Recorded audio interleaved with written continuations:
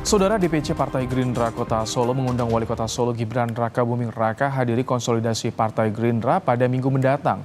Acara ini juga menurut rencana akan dihadiri oleh Ketua Umum Gerindra Prabowo Subianto.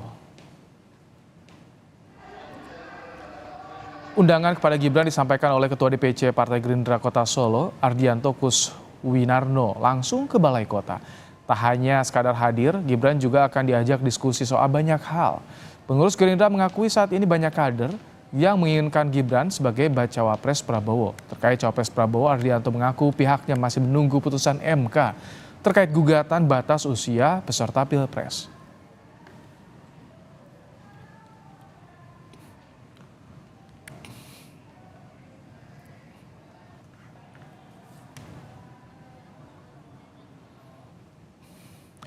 Berdasarkan data di laman resmi Mahkamah Konstitusi atau MK akan menggelar sidang putusan uji materi atas pasal dalam Undang-Undang Pemilu yang mengatur tentang batas usia minimal Capres-Cawapres pada Senin 16 Oktober mendatang. Pukul 10 waktu Indonesia Barat terjadwal pengucapan putusan. Perkara yang akan diputus dengan pemohon Dede Prayudi dan kuasa hukum Michael yang tergabung dalam Lembaga Bantuan Hukum PSI. Jika permohonan dikabulkan, maka usia minimal Capres-Cawapres menjadi 35 tahun. Jika tidak, tetap berusia minimal 40 tahun.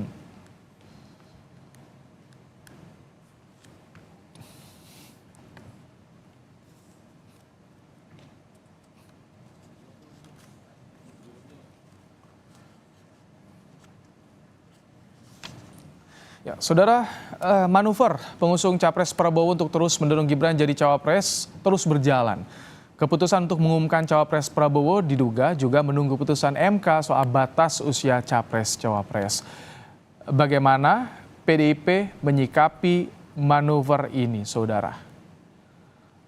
Lalu bagaimana pula pengaruhnya putusan MK terhadap dinamika politik yang saat ini tengah berjalan? Kita akan bahas bersama dengan Sekjen PBB Afrian Syahnur, ada juga Sekretaris Koordinasi Relawan Pemenangan Ganjar Pranowo Deddy Sitorus, serta ada pakar hukum tata negara yang juga dosen STH Indonesia Jentera Bivitri Susanti. Selamat petang Pak Deddy, Pak Afri, dan juga Mbak Bivitri. Selamat petang semua. Assalamualaikum. Waalaikumsalam.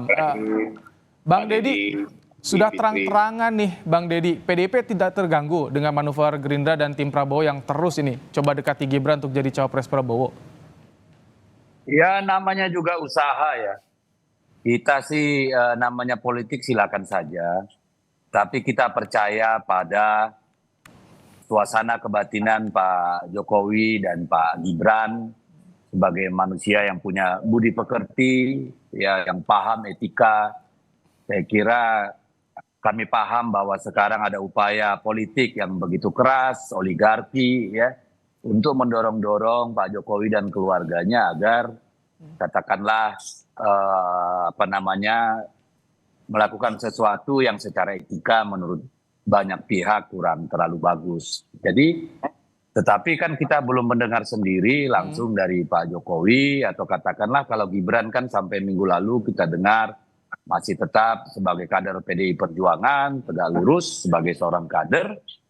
Nanti, jadi kami tidak mau berspekulasi, biarkan waktu yang melihat, biarkan rakyat yang menilai, saya kira. Oke, tapi ingin dengar juga dari PBB nih, Pak Afri, jadi betul di koalisi Prabowo ini nunggu putusan MK agar bisa menempatkan Mas Gibran sebagai cawapres Prabowo? Ya, selamat sore Pak Deddy Sitorus, apa kabar? Yang jelas dari PBB sendiri, selain mencalonkan Pak Yusril, tentunya kami mencalonkan Mas Gibran sebagai alternatif anak muda, punya potensi, dan memang betul-betul anak muda ini sudah benarlah PDIP mengkader beliau sebagai kader terbaik dari PDI Perjuangan. Nah, tentunya sebagai orang yang paham politik, saya sendiri kan dianggap, oh ini kenapa tidak beretika mengambil kader orang? Loh, kalau memang kader orang itu bagus untuk kita calonkan, ya tentunya PDIP harusnya Pak Deddy Sitorus bangga dong kalau ada kadernya yang bisa diterima di semua kelompok masyarakat. Dan ini menjadi acuan supaya proses politik kita ini betul-betul dewasa dan memang menjadi terdepan untuk kemajuan Indonesia yang lebih baik. Tapi semua diserahkan kembali kepada Mas Gibran, betul yang disampaikan oleh Pak Deddy. Kita semua serahkan kepada Mas Gibran, ya tentunya beliau yang akan ditarik dan tentunya yang akan bersikap. Nah kami sampai sekarang Pak Ibrahim masih menunggu putusan Mahkamah Konstitusi, ya kan? Kalau memang Mahkamah Konstitusi tidak mengizinkan batas umur minimal 35 tahun, ya tentunya proses ini tidak bisa berjalan. Dan proses ini sebenarnya bukan hanya untuk Mas Gibran saja, tapi proses ini berlaku untuk seluruh anak muda yang punya potensi dan memang punya kemampuan memimpin, begitu Pak. Baik, Pak Deddy gimana? Gerah nggak sih? Atau justru bangga PDIP ketika Gibran dilirik? Tapi kan ini riskan juga bagi PDIP, Pak Deddy. Saya kira kalimat itu dikembalikan saja kepada sahabat saya Bung Afriansa, bagaimana perasaannya kalau itu terjadi di partainya kan. Kita kan percaya bahwa dalam tatanan apapun ada fatsun, ada kultur, ada nilai-nilai, ada banyak hal ya yang kemudian harus kita perhitungkan dengan baik. Saya kira bermain dengan kata-kata seperti itu kan terdengar lucu gitu ya kalau bagi saya.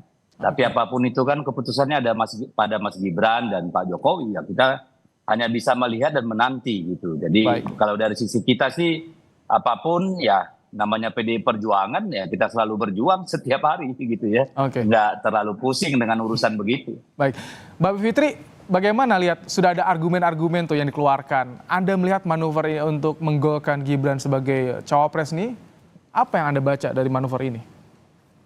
Ya, kalau saya mempermasalahkan etiknya dalam hal menggunakan cabang kekuasaan yudikatif untuk mendorong suatu kepentingan politik. Jadi kalau saya melihatnya dari aspek itu ya, dari aspek hukum tata negara, saya kira ini yang patut sekali dikritik.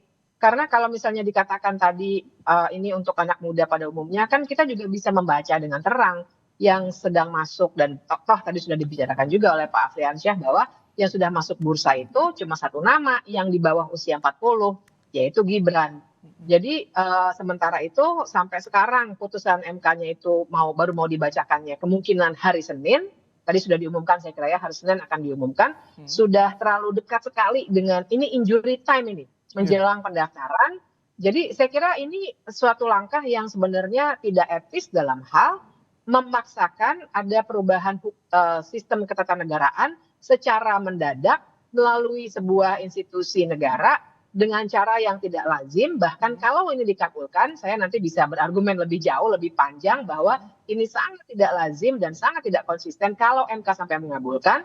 Tapi untuk kepentingan satu orang yang bahkan kalau dalam konteks perpartaian ternyata juga di partai sebelah gitu ya, partainya Bang Deddy.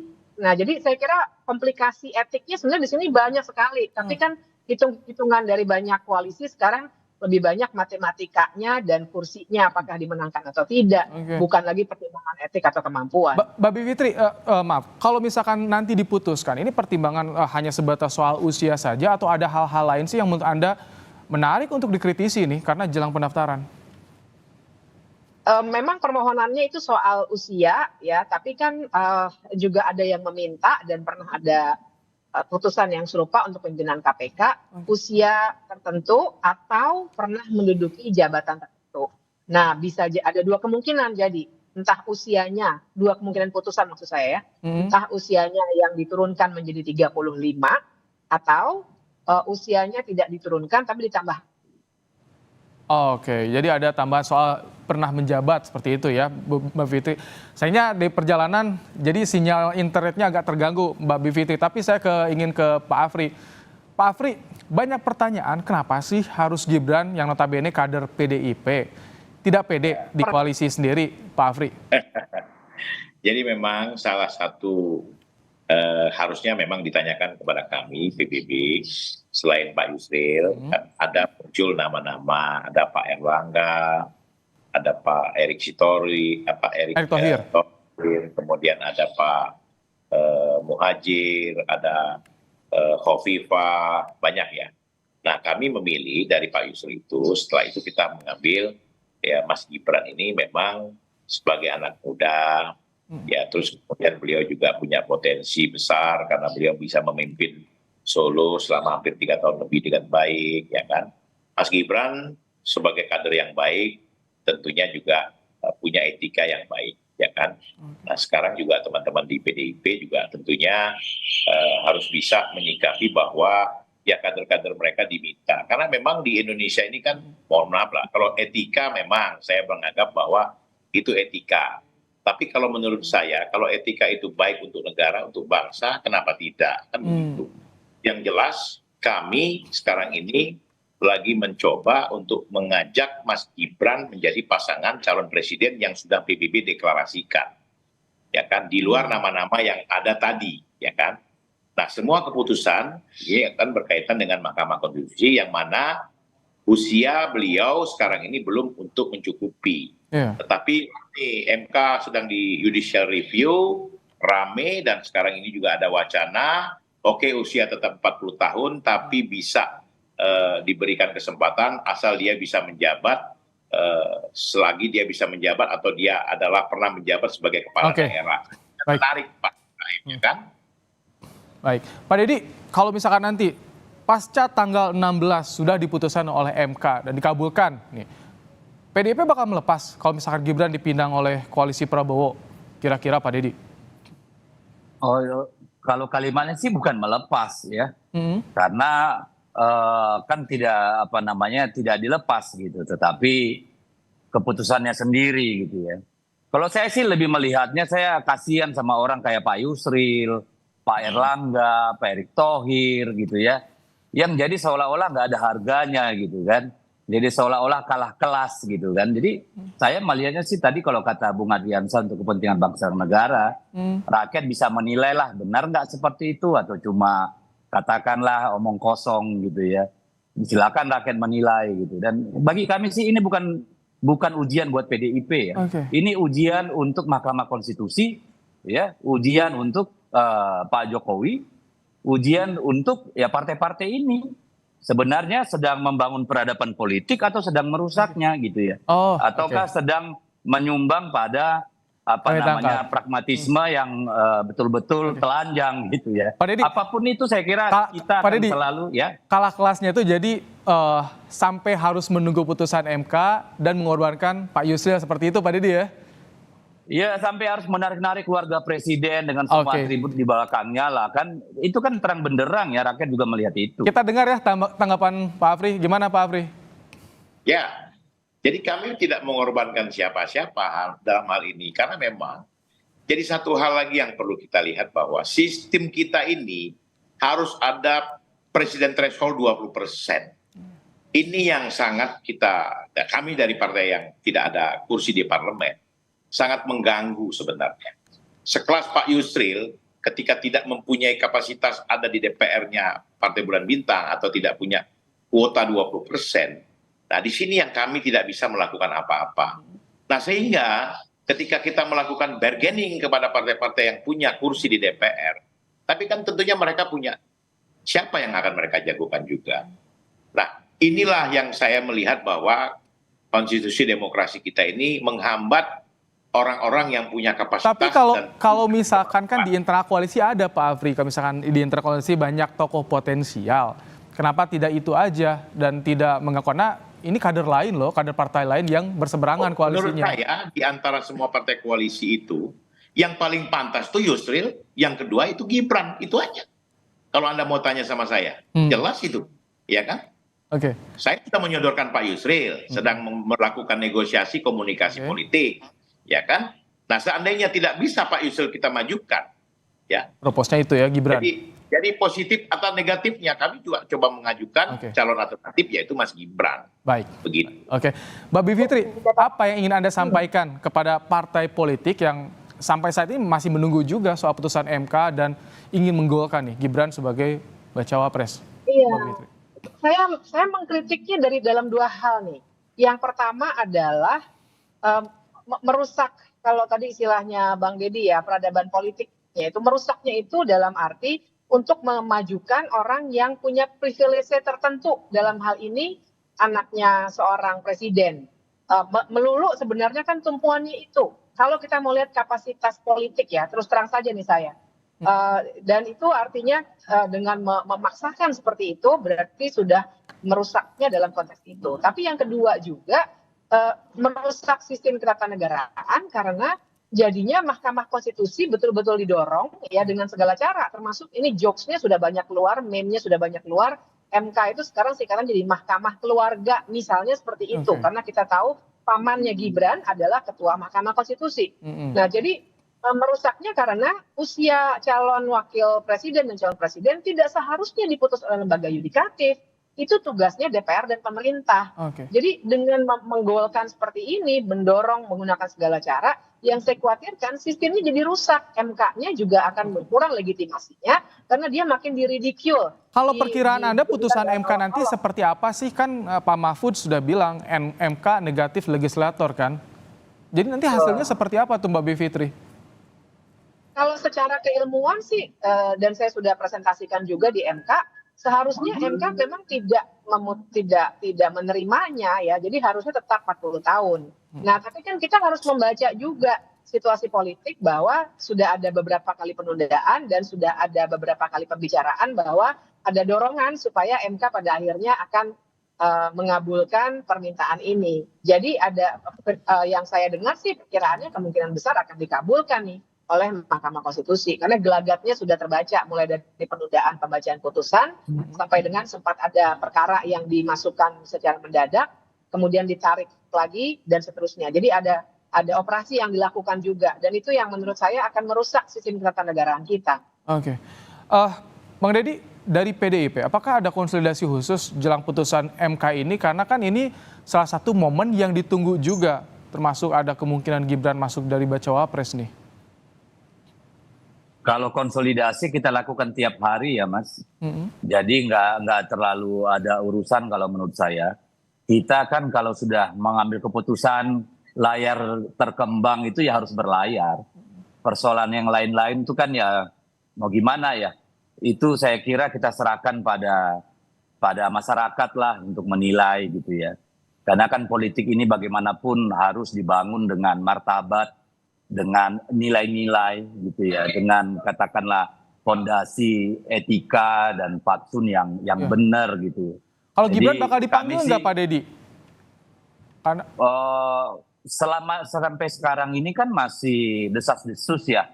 Masa kita panggil orang karena desas-desus? Oke. Saya kira kan nggak perlu juga gitu, karena kita tahu persis memang kalau saya sih kasihan lihat Pak Jokowi dan keluarga gitu ya yang harus diseret-seret demi kepentingan pragmatisme politik gitu. Jadi kita lihat saja seberapa kuat Pak Jokowi dan Mas Gibran gitu ya menjaga nilai-nilai yang pantas untuk dipegang ke depan gitu ya, diwariskan bagi bangsa Indonesia ini sebagai legacy pemerintahan Pak Jokowi, dan kami tidak meragukan sedikit pun bahwa Pak Jokowi dan keluarga itu memegang nilai-nilai yang yang baik gitu. Pak Afri, kalau dari PBB sendiri ada komunikasi dengan Gibran? Karena kalau kita lihat di media kan Gibran masih terlihat menolak soal dikait-kaitkan dengan bacawa pres ini gitu, Pak Afri.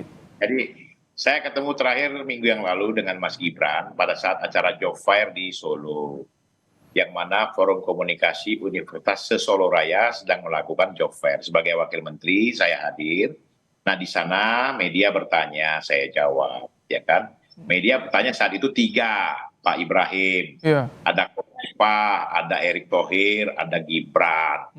Ya tentunya saya memilih dari 3 itu semua terbaik, tapi tentunya lebih terbaik itu ya Gibran saya pilih, kan begitu.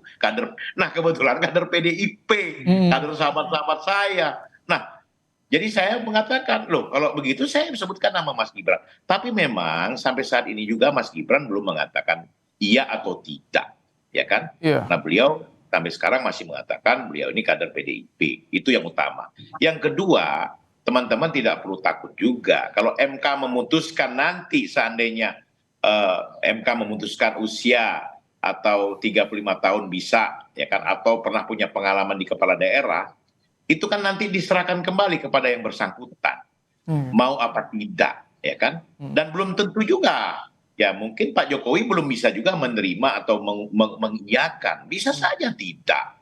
Untuk apa takut gitu? Sementara ini kan ya kita serahkan semua konstitusi ini kepada pemilik kekuasaan yang ada sekarang di Republik. Pemegang kekuasaan ini kan partai-partai politik yang ada di Senayan. Loh kami ini kan partai kecil, PBB ini kan hanya tidak ada di parlemen. Cuman kami punya sikap sebagai orang yang berdemokrasi. Orang yang punya hak untuk mencalonkan partai politik itu, ya, yang sekarang sebagai peserta pemilu bisa mencalonkan calon presiden dan wakil presidennya. Dan itu hak kami. Tapi ketika kami dikatakan mencalonkan orang lain tidak beretika, itu terserah pendapat partai-partai yang ada. Yang jelas kami mencalonkan tokoh anak muda, punya potensi, dan punya keberanian untuk membangun Indonesia lebih baik. Itu aja sebenarnya. Baik. Pak Deddy, kalau tadi Anda bilang... Pak Ibrahim, dan ingat.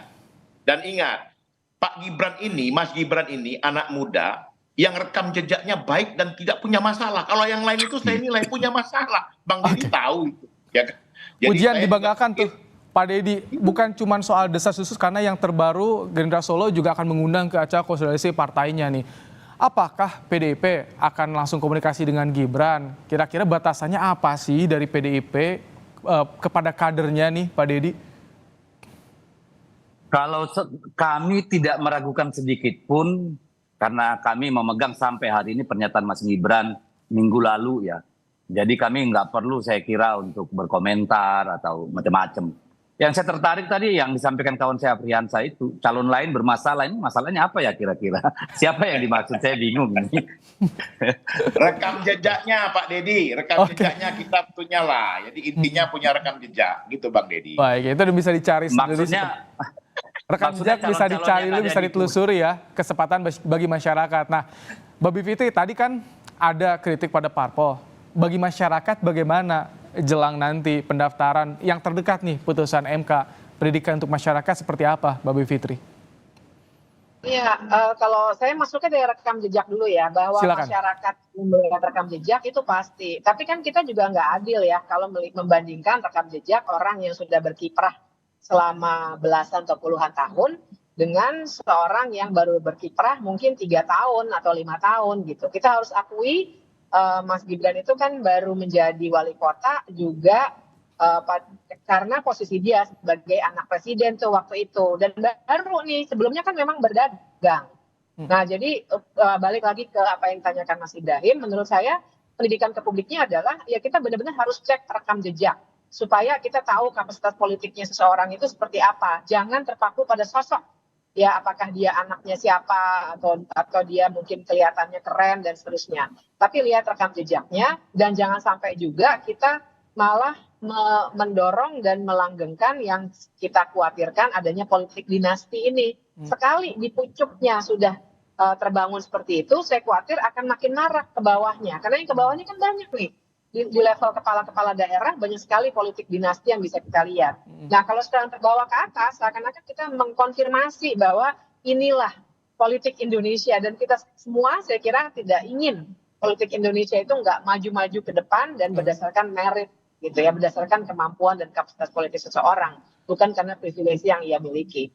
Jadi kalau soal rekam jejak tadi Gibran gimana tuh kalau misalkan rekam jejak dipertimbangkan Mbak Bivitri?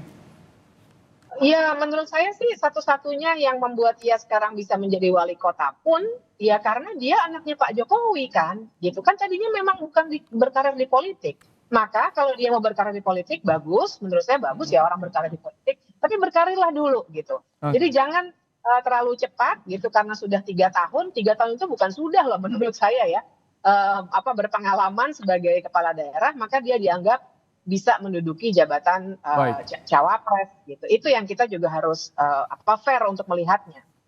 Baik, Mbak Bivitri, terima kasih. Pak Afriansyah Nur dan juga Bang Deddy Sitorus, terima kasih telah meluangkan waktu untuk Kompas Petang sore hari ini. Sehat selalu. Yuk, makasih semua.